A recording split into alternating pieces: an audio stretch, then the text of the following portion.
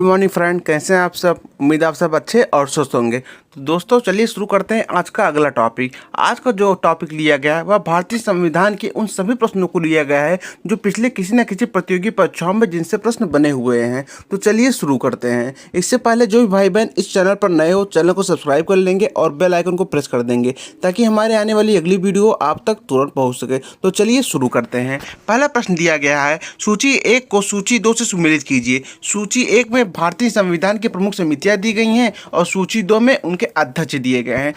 चलिए देख लेते हैं। प्रारूप समिति, प्रारूप समिति के अध्यक्ष कौन थे? तो प्रारूप समिति के अध्यक्ष थे B.R. अम्बेडकर। तो इसका राइट आंसर हो जाएगा ए का 3। संघ शक्ति समिति, संघ शक्ति समिति के अध्यक्ष कौन थे? तो संघ शक्ति समिति के अध्यक्ष थे जवाहरलाल नेहरू। प्रांतीय संविधान समिति, प्रांतीय संविधान समिति के अध्यक्ष कौन थे? तो इसके अध्यक्ष थे वल्लभ भाई पटेल। प्रक्रिया नियम समिति, प्रक्रिया नियम समिति के अध्यक्ष कौन थे? तो इसके प्रक्रिया नियम समिति, तो इसके अध्यक्ष थे राजेंद्र प्रसाद। तो ए का 3 हो जाएगा, बी का 1 हो जाएगा, सी का 2 हो जाएगा, एम डी का 4 हो जाएगा। तो चलिए अगले प्रश्न की तरफ चलते हैं। अगला प्रश्न आपका दिया गया है कि संविधान सभा की प्रमुख समितियों के संदर्भ में निम्नलिखित कथनों पर विचार कीजिए। तो चलिए कथन देख लेते हैं। कथन 1 दिया गया है, मौलिक अधिकार संबंधी उप समिति के अध्यक्ष एस.सी. मुखर्जी थे।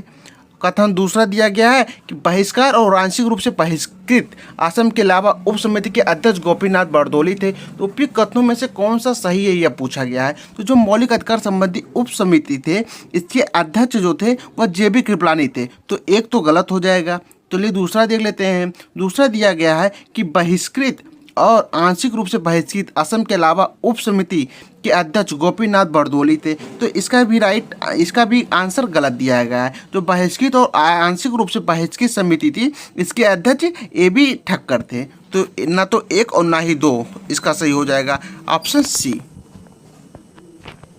चलिए अगले प्रश्न की तरफ चलते हैं। अगला प्रश्न आपका दिया गया कि सूची 1 को सूची 2 से सुमेलित कीजिए। सूची 1 में संविधान सभा की समितियां दी गई और सूची 2 में उसके अध्यक्ष दिए गए हैं। तो चलिए देख लेते हैं। तो पहला दिया गया है वित्त एवं स्टाफ समिति। तो वित्त एवं स्टाफ समिति थे, उसके अध्यक्ष कौन थे? तो वित्त एवं स्टाफ समिति थी, उसके अध्यक्ष डॉक्टर राजेंद्र प्रसाद थे। तो ए का 2 हो जाएगा। साख समिति, साख समिति के अध्यक्ष कौन थे? तो साख समिति के अध्यक्ष अल्लादी कृष्ण स्वामी अय्यर थे। पी का 3 हो जाएगा। सदन समिति, सदन समिति के अध्यक्ष कौन थे? तो सदन समिति के अध्यक्ष थे वी पट्टाभी सीतारमैया। राष्ट्रीय ध्वज तथा तदर्थ समिति, तो राष्ट्रीय ध्वज तथा तदर्थ समिति थे, उसके अध्यक्ष डॉक्टर राजेंद्र प्रसाद थे। तो ए का 2 हो जाएगा, बी का 3 हो जाएगा, सी का 4 हो जाएगा, एम डी का 1 हो जाएगा। चलिए अगले प्रश्न की तरफ चलते हैं। अगला प्रश्न आपका दिया गया है कि संविधान सभा के संदर्भ में निम्नलिखित युग्म पर विचार कीजिए। समिति दी गई है और उसके अध्यक्ष दिए गए हैं। तो चलिए देख लेते हैं। व्यवसाय एवं आदेश समिति, तो व्यवसाय एवं आदेश समिति के अध्यक्ष कौन थे? तो इसके अध्यक्ष के.एम. मुंशी थे। ये तो सही दिया गया है, के.एम. मुंशी थे। संविधान सभा के कार्यों पर समिति, तो संविधान सभा के कार्यों पर जो समिति थी उसके अध्यक्ष जी.वी. मालंकर थे। ये भी सही दिया गया है। सर्वोच्च न्यायालय पर तदर्थ समिति, तो सर्वोच्च न्यायालय पर जो तदर्थ समिति थे इसके अध्यक्ष नलिनी रंजन नहीं थे, नलिनी रंजन इसके अध्यक्ष नहीं थी। इसके अध्यक्ष थी एस वरदाचारी। इसका राइट आंसर हो जाएगा एस वरदाचारी। तो यही युग्म सही नहीं दिया गया है। अब चौथा देख लेते हैं। प्रेस दीर्घा समिति, प्रेस दीर्घा समिति के अध्यक्ष कौन थे? तो उषा नाथ सेन, उषा नाथ सेन ही प्रेस दीर्घा समिति के अध्यक्ष थी। तीसरा गलत गया है। तो इसमें पूछा गया कितने युग्म सही है? तो इसमें 3 युग्म सही है। तो इसका राइट आंसर ऑप्शन सी हो जाएगा। चलिए अगले प्रश्न की तरफ चलते हैं। अगला प्रश्न आपका दिया गया है कि वे सभी नियम जो प्रत्यक्ष या अप्रत्यक्ष रूप से सार्वभौम शक्ति के वितरण या कार्यान्वयन को प्रभावित करती हैं उस राज्य का संविधान निर्मित करती है, उपयुक्त कथन है। तो ये कथन किसके द्वारा कहा गया है यह पूछा गया है। तो कथन था कि वे सभी नियम जो प्रत्यक्ष या अप्रत्यक्ष रूप से सार्वभौमिक शक्ति के वितरण या कार्यान्वयन को प्रभावित करती हैं उस राज्य का संविधान निर्माण करती हैं। तो उपयुक्त कथन है। तो उपयुक्त कथन जो था वह डायगी का था। ऑप्शन डी इसका राइट आंसर हो जाएगा। डायगी, डायगी ने डायसी था, इनका थोड़ा मिसप्रिंट हो गया है, डायसी था। लेकिन इसमें सबसे महत्वपूर्ण कथन लास्की का माना जाता है। लास्की के अनुसार नियमों का वह भाग जो निर्धारित करता है कि नियम कैसे बनाए जाते हैं, कैसे बदले जाते हैं और कौन उसको बनाने वाले हैं, उन्हें राज्य का संविधान कहा जाता था। तो लास्की ने जो ये कथन कहा था ये बहुत ही प्रसिद्ध हुआ था। तो इसको भी आप याद करके चलिएगा। चलिए अगले प्रश्न की तरफ चलते हैं। अगला प्रश्न आपका दिया गया है कि निम्नलिखित कथनों पर विचार कीजिए। तो कथन दिए गए हैं कि कठोर संविधान का अर्थ है कि उसके संशोधन के लिए विशेष प्रक्रियाओं की आवश्यकता होती है। कथन 2 दिया गया है कि भारतीय संविधान न तो कठोर है और न ही लचीला है, बल्कि दोनों का संश्लेषण है। तो उपयुक्त कथन में से कौन सा सही है पूछा गया है। तो इसका राइट आंसर ऑप्शन डी हो जाएगा, क्योंकि जो कठोर संविधान का अर्थ है उसके संशोधन के लिए विशेष प्रक्रियाओं की आवश्यकता होती है, ये भी सही है। और जो भारत संविधान न तो कठोर है और न ही लचीला बल्कि दोनों का संश्लेषण है, तो ये भी सही है। ए और बी दोनों सही है। चलिए अगले प्रश्न की तरफ चलते हैं। अगला प्रश्न आपका क्या दिया गया है कि निम्नलिखित में से कौन सा ऐसे किसी देश के संविधान के कार्य हैं। तो पूछा गया है कि कुछ कथन दिए गए हैं और पूछा गया है कि कौन से देश के संविधान के कार्य हैं, अर्थात संविधान के कार्यों को बताना है कि क्या उसके कार्य हैं, क्या उसके कार्य नहीं है। चलिए देख लेते हैं। एक दिया गया सरकार के उद्देश्यों को स्पष्ट करना, ये भी संविधान के कार्य है। शासन की संरचना को स्पष्ट करना, जो शासन की संरचनाएं होती हैं उसको स्पष्ट करना, ये भी सरकार का कार्य है, ये भी सही है।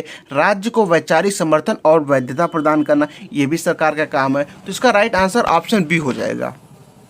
1, 2 और 3 जो संविधान के कार्य होते हैं वह सरकार के उद्देश्यों को स्पष्ट करना होते हैं, शासन की संरचना को स्पष्ट करना होता है तथा राज्य को वैचारिक समर्थन और वैधता प्रदान करना भी होता है।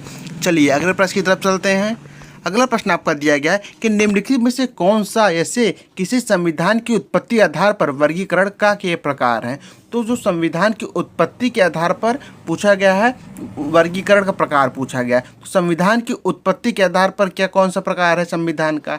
ऑप्शन 1 दिया गया है विकसित संविधान, दूसरा दिया गया है लिखित संविधान, तीसरा दिया गया है अलिखित संविधान, चौथा दिया गया है निर्मित संविधान। अगर बात की जाए संविधान की उत्पत्ति के आधार पर वर्गीकरण, तो विकसित संविधान और निर्मित संविधान इसके प्रकार हैं। तो इसका राइट आंसर हो जाएगा 1 और 4, विकसित संविधान और निर्मित संविधान। ऑप्शन ए इसका राइट आंसर हो जाएगा। अगर संविधान की वर्गीकरण की बात की जाए तो संविधान का वर्गीकरण 3 प्रकार से किया गया था। पहला संविधान की उत्पत्ति के आधार पर वर्गीकरण, दूसरा प्रथाओं और कानून के अनुपात के आधार पर वर्गीकरण तथा तीसरा संविधान की परिवर्तनशीलता के आधार पर वर्गीकरण। तो संविधान के जो उत्पत्ति के आधार पर वर्गीकरण किया गया था उसमें भी 2 प्रकार थे, एक विकसित संविधान था, एक निर्मित संविधान था। और बात की जाए अगर प्रथाओं और कानून के अनुपात पर वर्गीकरण, तो इसमें लिखित संविधान और अलिखित संविधान आता था। और तीसरा वर्गीकरण जो था वह संविधान की परिवर्तनशीलता या नमनीयता के आधार पर वर्गीकरण जो किया गया था। इसके अंतर्गत क्या क्या आता था, तो इसके अंतर्गत आता था लचीला एवं कठोर संविधान। उम्मीद है ये समझ में आया होगा आपको। अगर ये समझ में आ रहा तो लाइक और शेयर जरूर कर दीजिएगा। चलिए अगले प्रश्न की तरफ चलते हैं। अगला प्रश्न आपका दिया गया है कि अलिखित संविधान के संदर्भ में निम्नलिखित कथनों पर विचार कीजिए। तो अलिखित संविधान ये किस पर आधारित था, प्रथाओं और कानून के अनुपात के आधार पर वर्गीकरण किया गया था। तो चलिए अलिखित संविधान के संदर्भ में विचार देख लेते हैं क्या क्या दिया गया है। दिया गया है कि एक इसमें परिवर्तन नमनीय संविधान भी कहा जाता है। तो ये सही है कि इसे जो परिवर्तन है नमनीय संविधान भी कहा जाता था। तो ये सॉरी गलत हो जाएगा, ये नमनीय संविधान के अंतर्गत नहीं आता था, ये उत्पत्ति के आधार पर आता था जो है अलिखित संविधान। अलिखित संविधान ये आता था प्रथाओं और कानून के अनुपात के आधार पर आता था। तो इसमें परिवर्तन नमनीय संविधान भी कहा जाता था, तो ये गलत हो जाएगा, इसका राइट आंसर ये नहीं है। दूसरा कथन देख लेते हैं, वह संविधान निरंतर विकास का परिणाम होता था। जो दूसरा दिया गया कि वह संविधान निरंतर कानून का प्रमाण होता था। तो ये सही है कि जो अलिखित संविधान होता था वह निरंतर विकास का परिणाम होता था। तीसरा कथन दिया गया है कि इस संविधान में शासन के विभिन्न अंगों के पारस्परिक संबंधों का निर्धारण परंपराओं द्वारा होता था। तो ये भी सही है। तो इसका राइट आंसर 2 और 3 हो जाएगा। ऑप्शन सी इसका राइट आंसर हो जाएगा 2 और 3। जो अलिखित संविधान होता था वह निरंतर विकास का परिणाम होता था तथा संविधान में शासन के विभिन्न अंगों के पारस्परिक संबंधों का निर्धारण परंपराओं द्वारा होता था। यह अलिखित संविधान का विशेषताएं थी। चलिए अगले प्रश्न की तरफ चलते हैं। अगला प्रश्न आपका दिया गया है कि नीचे 2 वक्तव्य दिए गए हैं, एक कथन ए और दूसरा कारण आर दिया गया है। चलिए देख लेते हैं कथन क्या कहा गया और कारण क्या दिया गया है। कथन ए दिया गया कि भारतीय संविधान विश्व का सबसे बड़ा लिखित संविधान है। तो ये तो सही है। जिसका कारण आर दिया गया है भारत के संविधान में केंद्र सरकार, राज्य सरकार, प्रशासन, विशेषताओं और निर्वाचन इत्यादि पर विस्तार से प्रकाश डाला गया है। तो ए और आर दोनों सही हैं। तो चलिए कूट देख लेते हैं। कूट ए दिया गया है, ए तथा आर दोनों सही है, किंतु आर ए का सही स्पष्टीकरण नहीं है, ये तो गलत हो जाएगा। बी दिया गया है कि ए तथा आर दोनों सही है, पर ए का सही स्पष्टीकरण आर है। तो बी, आंसर बी इसका सही हो जाएगा कि ए तथा आर दोनों सही है तथा ए का सही स्पष्टीकरण आर है। चलिए अगले प्रश्न की तरफ चलते हैं। अगला प्रश्न दिया गया है, निम्नलिखित में से कौन सी भारत के संविधान की प्रमुख विशेषताएं हैं। भारत के संविधान की विशेषताओं की बात की गई है, तो चलिए देख लेते हैं। दिया गया है पहला, विभिन्न स्रोतों से लिया गया संविधान। तो संविधान की प्रमुख विशेषता ये भी थी कि यह विभिन्न स्रोतों से लिया गया था, तो ये तो सही हो जाएगा। दूसरा दिया गया है कि संसदीय संप्रभुता तथा न्यायिक सर्वोच्चता। संसदीय संप्रभुता तथा न्यायिक सर्वोच्चता, ये भी सही है कि इसमें संसदीय नहीं, ये गलत हो जाएगा, ये नहीं होगा, सॉरी संसदीय संप्रभुता तथा न्यायिक सर्वोच्चता, ये भी सही है। तीसरा देख लेते हैं, सरकार का अध्यात्मक स्वरूप, तो ये गलत हो जाएगा, ये तीसरा इसकी विशेषता नहीं थी। चौथा दिया गया एकीकृत और स्वतंत्र न्यायपालिका, तो ये भी इसकी एक प्रमुख विशेषता थी। तो इसका राइट आंसर हो जाएगा 1, 2 और 4। तो इसका राइट आंसर ऑप्शन डी हो जाएगा। इस जो विशेषताएं थी वो विभिन्न स्रोतों से लिया गया संविधान था, सरकार का संसदीय संप्रभुता और न्यायिक सर्वोच्चता थी, एकीकृत और स्वतंत्र न्यायपालिका की थी। तो ऑप्शन डी इसका राइट आंसर हो जाएगा। अन्य विशेषताओं को ध्यान दे तो अन्य विशेषताओं क्या था, इसमें संविधान जो था वह कठोरता और लचीलेपन का मिश्रण था, संघात्मक था, एकात्मक का मिश्रण था, और संसदीय संप्रभुता और न्यायिक सर्वोच्चता जो थी यह संसदीय स्वरूप थी, ये माना जाएगा इसका। और चौथा था इसमें कानून का शासन था, और आखिरी एकीकृत और स्वतंत्र न्यायपालिका थी। चलिए अगले प्रश्न की तरफ चलते हैं। अगला प्रश्न आपका दिया गया है कि निम्नलिखित में से कौन सा ऐसे भारतीय संविधान के विशाल आकार में योगदान करने वाले कारक हैं। तो भारतीय संविधान का जो विशाल आकार था उसमें योगदान करने वाले कारक पूछे गए हैं। तो चलिए देख लेते हैं कौन कौन से कारक थे। पहला प्रश्न दिया गया है देश की विशालता और इसकी विविधता। दूसरा कारक दिया गया है केंद्र और राज्य दोनों के लिए एक ही संविधान। तीसरा कारक दिया गया है कि संविधान सभा में कानूनी दिग्गजों का प्रभुत्व। तो ये तीनों ही विशाल आकार में योगदान करने वाले कारक हैं। तो 1, 2, 3 तीनों सही हो जाएगा। जो भारतीय संविधान का विशाल आकार था इसमें इन तीनों ने महत्वपूर्ण योगदान दिया था। चलिए अगले प्रश्न की तरफ चलते हैं। अगला प्रश्न आपका दिया गया है कि निम्नलिखित में से कौन सी भारतीय संविधान की संघात्मक विशेषताएं हैं। पहला लिखित संविधान, ये भी सही है। दूसरा एकीकृत न्यायपालिका, तो ये भी सही है। भारत की जो न्यायपालिका है वह एकीकृत है। एकीकृत नहीं, भारत की जो न्यायपालिका है वो राज्य और केंद्र में बटी हुई है, तो यह एकीकृत नहीं है। तीसरा संविधान की सर्वोच्चता, ये भी सही है। चौथा अखिल भारतीय सेवाएं, तो जो भारतीय संविधान की संघात्मक विशेषताएं पूछी गई हैं तो संघात्मक विशेषताओं में अखिल भारतीय सेवाएं नहीं थी। तो इसका राइट आंसर हो जाएगा ऑप्शन ए, केवल 1 और 3 इसका सही आंसर हो जाएगा। चलिए अगले प्रश्न की तरफ चलते हैं।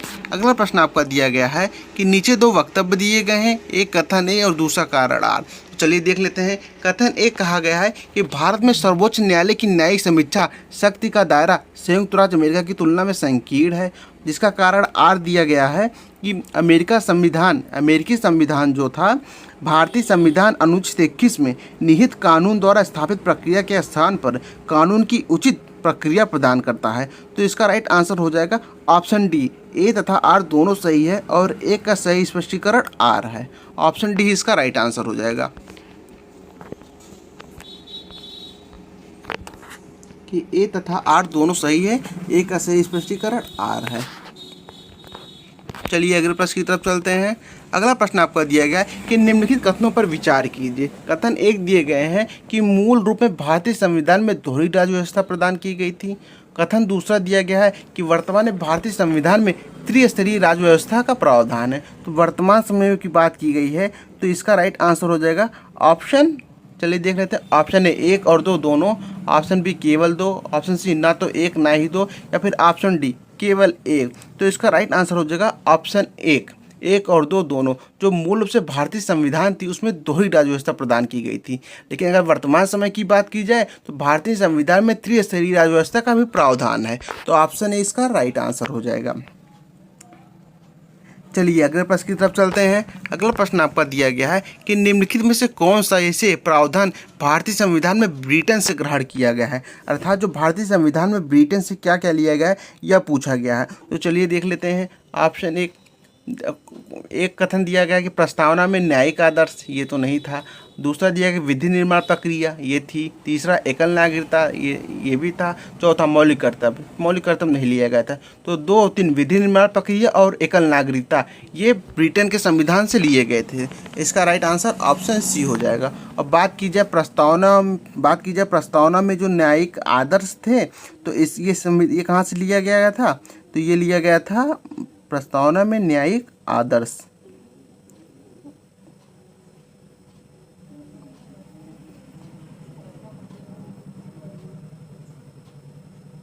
हाँ, प्रस्तावना में जो न्यायिक आदर्श था ये सोवियत संघ से लिया गया था। और मौलिक कर्तव्य की बात की जाए तो ये भी सोवियत संघ से लिया गया था। तो 1 और 4 का हो जाएगा सोवियत संघ, और विधि निर्माण प्रक्रिया और एकल नागरिकता ये लिया गया था ब्रिटेन के संविधान से। चलिए अगले प्रश्न की तरफ चलते हैं।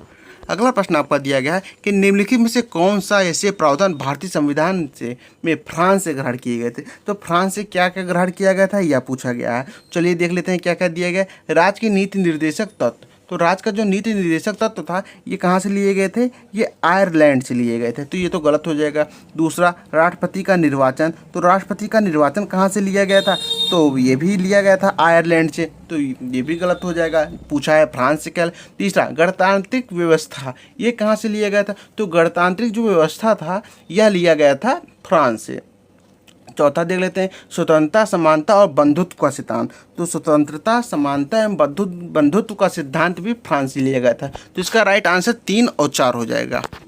ऑप्शन बी इसका राइट आंसर हो जाएगा। और बात की जाए राज्य के नीति निर्देशक तत्व या राष्ट्रपति के निर्वाचन की, तो ये कहाँ से लिया गया था, तो ये लिया गया था आयरलैंड के संविधान से। चलिए अगले प्रश्न की तरफ चलते हैं। अगला प्रश्न आपका दिया गया है सूची 1 और सूची 2 को सुमेलित कीना है। सूची 1 में भारतीय संविधान द्वारा ग्रहण प्रावधान लिए गए हैं और सूची 2 में संबंधित देश लिए गए हैं कि किस देश से कौन सा प्रावधान ग्रहण किया गया है संविधान में। तो चलिए देख लेते हैं। समवर्ती सूची कहाँ से ली गई थी, ये ली गई थी ऑस्ट्रेलिया के संविधान से। तो ए का हो जाएगा 4, ए का 4 हो जाएगा। आपातकालीन उपबंध कहाँ से लिया गया था, तो आपातकालीन उपबंध था ये लिया गया था जर्मनी से, बी का 3 हो जाएगा।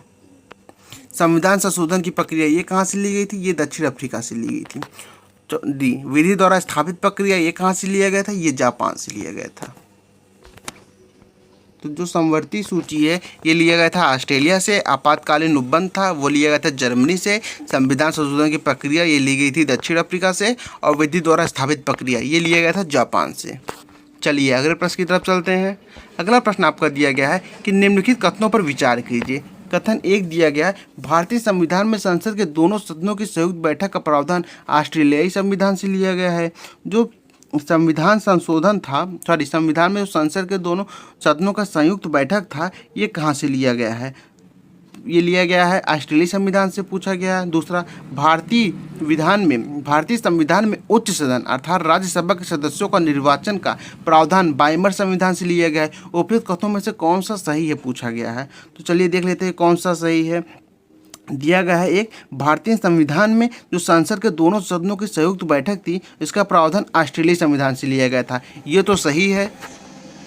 और दूसरा दिया गया भारतीय संविधान में उच्च सदन के सदस्यों का, जो भारतीय संविधान का उच्च सदन राज्यसभा होता है उसके सदस्यों का निर्वाचन का प्रावधान वाइमर संविधान से लिया गया है। तो ये गलत हो जाएगा, ये सही नहीं है। ये कहाँ से लिया गया है, तो ये लिया गया है जर्मनी के संविधान से। जो जर्मनी का संविधान है यहाँ से ही लिया गया है इसका। तो इसका राइट आंसर ऑप्शन डी हो जाएगा कि केवल एक सही है। भारतीय संविधान में संसद के दोनों सदनों की संयुक्त बैठक का प्रावधान ऑस्ट्रेलियाई संविधान से लिया गया है। चलिए अगले प्रश्न की तरफ चलते हैं। अगला प्रश्न दिया गया है कि नीचे दो वक्तव्य दिए गए हैं, एक कथन ए और दूसरा कारण आर है। तो कथन ए दिया गया है कि आलोचकों द्वारा भारतीय संविधान को उधार का थैला भी कहा जाता है। तो कथन ए तो सही है। अब कारण देख लेते हैं कि इसे बनाने के लिए बहुत सारे अलग अलग देशों को संविधान की सहायता ली गई थी। तो कारण आर भी सही है। तो इसका राइट आंसर यही हो जाएगा कि ए सही है और आर ए का सही स्पष्टीकरण है।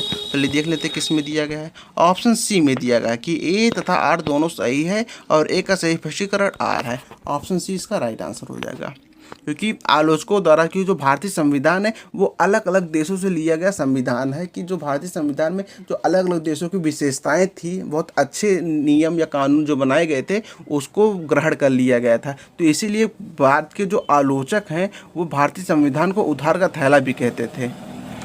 चलिए अगले प्रश्न की तरफ चलते हैं। अगला प्रश्न आपका दिया गया है कि निम्नलिखित में से कौन सा प्रावधान भारतीय संविधान में कनाडा से ग्रहण किए गए हैं। तो कनाडा से कौन कौन से प्रावधान लिए गए हैं यह पूछा गया है। तो देखा जाए तो कनाडा के संविधान से जो जो लिया गया है वह क्या है, अवशिष्ट शक्तियाँ केंद्र के पास होना, ये सही है। दूसरा, केंद्र तथा राज्यों के राज्यपालों की नियुक्ति। तो केंद्र तथा राज्य में जो राज्यपाल की नियुक्ति होती है यह भी कनाडा के संविधान से लिया गया है। उच्चतम न्यायालय का परामर्शी न्याय निर्णयन, जो उच्चतम न्यायालय का परामर्शी न्याय निर्णयन है, ये भी उच्चतम न्यायालय का जो परामर्शी न्याय निर्णयन है ये भी लिया गया है। और न्यायालय में रिट संबंधी प्रावधान, तो न्यायालय में जो रिट संबंधी प्रावधान है ये ब्रिटेन से लिया गया है। तो ये डी ही गलत हो जाएगा, बाकी 1, 2 और 3 सही हो जाएगा। ऑप्शन बी इसका सही हो जाएगा, 1, 2, 3। अगर बात की जाए न्यायालय में रिट संबंधी प्रावधान, तो न्यायालय में जो रिट संबंधी प्रावधान है वह ब्रिटेन से लिया गया है। चलिए अगले प्रश्न की तरफ चलते हैं। अगला प्रश्न आपका दिया गया है कि निम्नलिखित में से कौन सी शासन की संसदीय व्यवस्था की सीमा या सीमा है। जो शासन की संसदीय व्यवस्था है उसकी सीमा क्या है पूछा गया है। चलिए देख लेते हैं क्या क्या दिया गया है। एक दिया गया है कि नीतियों में निरंतरता का अभाव, और बी दिया गया है कि अनुभवहीन व्यक्तियों द्वारा शासन। तो इसका राइट आंसर दोनों हो जाएगा कि नीतियों में निरंतरता का अभाव भी है और अनुभवहीन व्यक्तियों द्वारा शासन ये भी है। तो ऑप्शन बी इसका राइट आंसर हो जाएगा, 1 और 2 दोनों सही। चलिए अगले प्रश्न की तरफ चलते हैं। अगला प्रश्न आपका दिया गया, निम्नलिखित में से किस देश ने शासन की अर्ध संसदीय या अर्ध अध्यक्षात्मक प्रणाली को अपनाया था। तो वह कौन सा देश था। Option A Britain, option B Germany, option C संयुक्त राज्य अमेरिका, या फिर ऑप्शन डी फ्रांस। तो फ्रांस था एक ऐसा देश था जिसने शासन की अर्ध संसदीय या अर्ध अध्यक्षात्मक प्रणाली को अपनाया था। ऑप्शन डी इसका राइट आंसर हो जाएगा, ऑप्शन डी इसका राइट आंसर हो जाएगा। चलिए अगले प्रश्न की तरफ चलते हैं। अगला प्रश्न आपका दिया गया है कि निम्नलिखित कथनों पर विचार कीजिए। कथन 1 दिया गया है कि मौलिक अधिकारों का उद्देश्य सरकार अथवा मंत्रिमंडलों को मनमानी करने से रोकना एवं सभी नागरिकों को सर्वांगीण विकास के अवसर उपलब्ध कराता है। तो ये मौलिक अधिकार ही सही हो जाएगा। दूसरा दिया गया है भारत के संविधान में मौलिक अधिकार संयुक्त राज्य अमेरिका के संविधान से लिए गए हैं और लिए गए हैं। तो उपयुक्त कथनों में से कौन सा सही है। तो इसका राइट आंसर हो जाएगा ऑप्शन डी, 1 और 2 दोनों सही है। जो मौलिक अधिकार था इसका उद्देश्य बस यही था कि सरकार और मंत्रिमंडल को उनके मनमानी करने से रोकना तथा उनके जो भारत मौलिक अधिकार ये संयुक्त राज्य अमेरिका से लिए गए हैं। तो 1 और 2 दोनों सही हो जाएगा। ऑप्शन डी इसका राइट आंसर हो जाएगा, ऑप्शन डी इसका राइट आंसर हो जाएगा। 1 और 2 दोनों सही है। चलिए अगले प्रश्न की तरफ चलते हैं। अगला प्रश्न आपका दिया गया है कि सूची 1 को सूची 2 से सुमेलित कीजिए। सूची 1 में भारतीय संविधान के प्रमुख भाग दिए गए हैं और सूची 2 में उन भाग में कौन कौन से विषय सम्मिलित है यह दिया गया है। चलिए देख लेते हैं। भाग यस, भाग यस में क्या कहा गया है। तो भाग यस में जिसका वर्णन किया गया है वह अनुसूचित और जनजातीय क्षेत्र का वर्णन किया गया है। अनुसूचित और जनजातीय क्षेत्र का वर्णन किया। तो भाग यस का क्या हो जाएगा, तीसरा। भाग 11, भाग 11 में किस चीज़ का वर्णन किया गया है। तो भाग 11 में संघ और राज्यों के बीच संबंध, relation between union and state, B का 1 हो जाएगा। सी भाग 8, भाग 8 में किसकी व्याख्या की गई है। तो भाग 8 में उसमें केंद्र शासित प्रदेश की व्याख्या की गई है। और भाग 9 में पंचायत की व्याख्या की गई है। तो ए का 3 हो जाएगा, बी का 1, सी का 2, एम डी का 4 हो जाएगा। चलिए अगले प्रश्न की तरफ चलते हैं। अगला प्रश्न आपका दिया गया है कि निम्नलिखित में से किसकी शपथ का प्रारूप भारतीय संविधान की तृतीय अनुसूची में वर्णित है।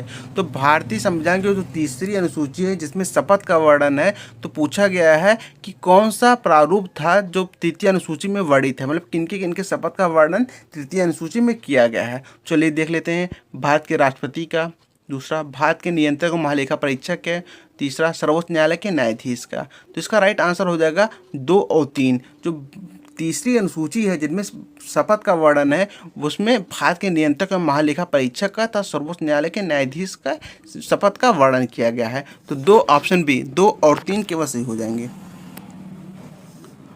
और भारत के अगर राष्ट्रपति की बात की जाए तो भारत के राष्ट्रपति के संविधान के अनुच्छेद 60 के अनुसार प्रत्येक राष्ट्रपति और राष्ट्रपति के रूप में कार्य करने वाले कोई भी व्यक्ति हो, उसको कार्यालय में प्रवेश करने से पहले राष्ट्रपति के कार्यों के निर्वहन की शपथ लेता है। तो इसका अनुच्छेद 60 के तहत, तो जो भारत का राष्ट्रपति है वो अनुच्छेद 60 के तहत शपथ लेता है।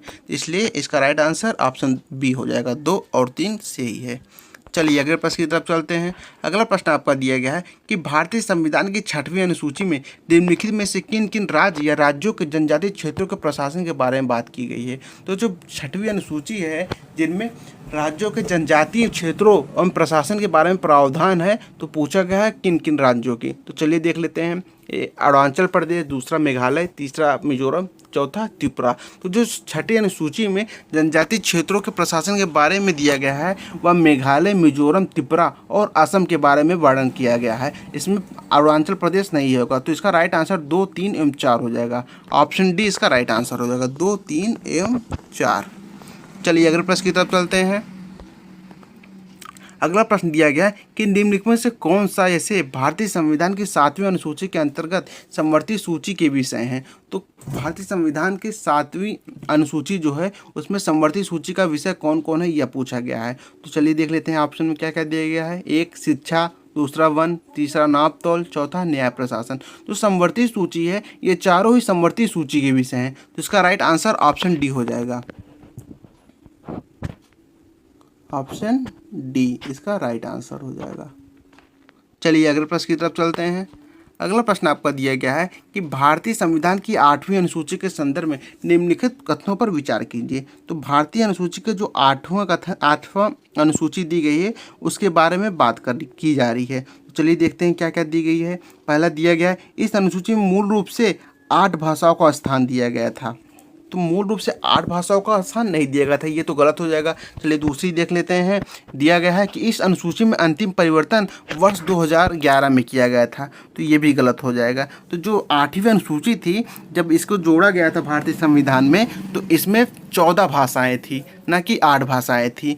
और फिर 21वें संविधान संशोधन द्वारा 1967 में सिंधी भाषा को जोड़ा गया था। फिर 71वें संविधान संशोधन द्वारा 1992 में कोंकणी, मणिपुरी तथा नेपाली भाषा को जोड़ा गया था। फिर जो आखिरी परिवर्तन किया गया था वह 2003 में 92वें संविधान संशोधन द्वारा बोडो, डोगरी, मैथिली और संथाली 4 भाषाएं इसमें जोड़ी गई थी। तो प्रेजेंट टाइम में, वर्तमान समय में जो 8वीं अनुसूची में भाषाएँ हैं वह कुल 22 भाषाएँ हैं। तो इसका राइट आंसर हो जाएगा ऑप्शन बी, ना तो 1 सही है और ना ही 2 सही है, बी। चलिए अगले प्रश्न की तरफ चलते हैं। अगला प्रश्न आपका दिया गया कि भारतीय संविधान की 12वीं अनुसूची के संदर्भ में निम्नलिखित कथनों पर विचार कीजिए। तो 12वीं अनुसूची की बात की गई है। आप सब कमेंट करके बताएंगे कि 12वीं अनुसूची कौन सी है। चलिए देख लेते हैं। यह अनुसूची 74वें संविधान संशोधन के द्वारा जोड़ी गई थी। दूसरा देख लेते हैं। इनमें शहरी क्षेत्र की स्थानीय स्वशासन संस्थाओं को कार्य करने के लिए 29 विषय प्रदान किए गए हैं। चलिए देख लेते हैं इसका राइट आंसर क्या हो जाएगा। तो इसका राइट आंसर केवल 1 हो जाएगा कि यह अनुसूची जो होती है यह 74वें संवैधानिक संशोधन के द्वारा जोड़ी गई थी, ये तो सही है। लेकिन इनमें शहरी क्षेत्र की स्थानीय स्वशासन संस्थाओं को कार्य करने के लिए 29 विषय प्रदान किए गए थे, ये गलत हो जाएगा। 29 विषय नहीं, कुल 18 विषय प्रदान किए गए थे। तो इसका राइट आंसर हो जाएगा ऑप्शन ए, केवल 1 सही है। चलिए अगले प्रश्न की तरफ चलते हैं। अगला प्रश्न आपका दिया गया है कि निम्नलिखित में से कौन सी भाषा भारतीय संविधान की 8वीं अनुसूची में सम्मिलित है। तो भाषा पूछा गया है कि कौन सी भाषा भारतीय संविधान की 8वीं अनुसूची में सम्मिलित है। चलिए देख लेते हैं कौन कौन सी है। पहली कश्मीरी, दूसरी गुजराती, तीसरी नेपाली, चौथी मैथिली। तो ये चारों भाषाएं जो है भारतीय संविधान की 8वीं सूची में सम्मिलित है। तो इसका राइट आंसर हो जाएगा ऑप्शन सी, 1, 2, 3 और 4 चारों भाषाएं सम्मिलित हैं। तो अगर 8वीं अनुसूची की बात की जाए कि 8वीं अनुसूची में कौन कौन सी भाषा सम्मिलित है, तो 8वीं अनुसूची में जो भाषा सम्मिलित है वह है असमिया है, उड़िया है, उर्दू है, कन्नड़ है, कश्मीरी है, कोंकणी है, गुजराती है, डोगरी है, तमिल है, तेलुगु है, नेपाली है, पंजाबी है, बांग्ला है, बोडो है, मणिपुरी है, मराठी है, मलयालम है, मैथिली है, संथाली है, संस्कृत है, सिंधी है, हिंदी है। सर्वप्रथम इसमें 14 ही भाषा आई थी, लेकिन फिर इसमें सिंधी भाषा को जोड़ा गया, फिर नेपाली, मणिपुरी, कोंकणी को जोड़ा गया, फिर आखिरी में 2003 में 92वें संविधान संशोधन द्वारा बोडो, मैथिली, संथाली और डोगरी इन 4 भाषाओं को जोड़ा गया। तो कुल भाषाओं की संख्या 22 हो गई थी। चलिए अगले प्रश्न की तरफ चलते हैं।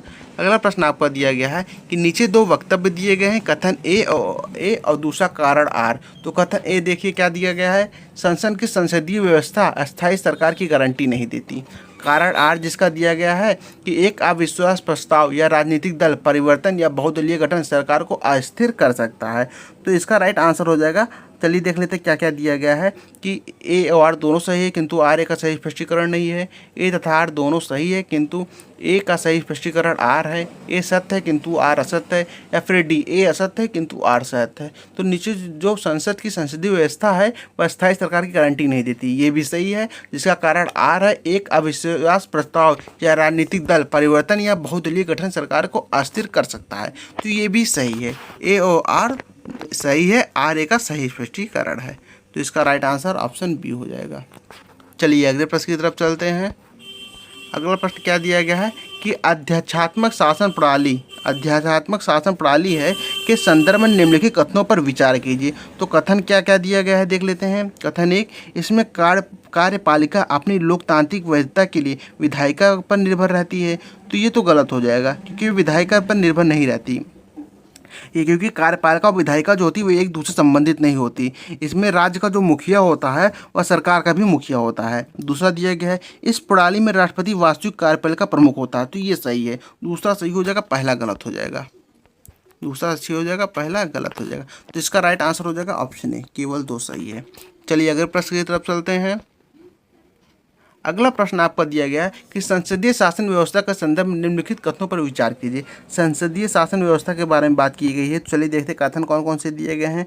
कथन दिया गया कि इस प्रणाली में राज्य का मुखिया तथा सरकार का मुखिया अलग अलग व्यक्ति होते हैं। तो संसदीय प्रणाली शासन प्रणाली है, इसकी एक मुख्य व्यवस्था ये भी है, जो राज्य का मुखिया होता है वह सरकार का मुखिया तथा राज्य का मुखिया, इसमें दोनों अलग अलग होते हैं। तो एक तो सही हो जाएगा। दूसरा देखते हैं, दूसरा दिया गया भारत की संसदीय व्यवस्था में राष्ट्रपति नाम मात्र की कार्यपालिका है। तो ये भी सही है, 1 और 2 दोनों सही है। ऑप्शन बी इसका राइट आंसर हो जाएगा।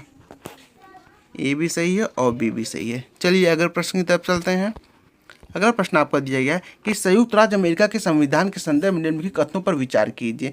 संयुक्त राज्य अमेरिका के संविधान के बारे में बात की गई है। देखिए क्या क्या कहा गया है कि कहा गया कि यह विश्व का प्रथम लिखित संविधान है। तो यह तो सही हो जाएगा क्योंकि जो संयुक्त राज्य अमेरिका का संविधान है यह विश्व में सर्वप्रथम लिखा गया था। अगर भारत की बात की जाए तो भारत का सबसे बड़ा संविधान है। भारत की संविधान की विशेषता यह एक है।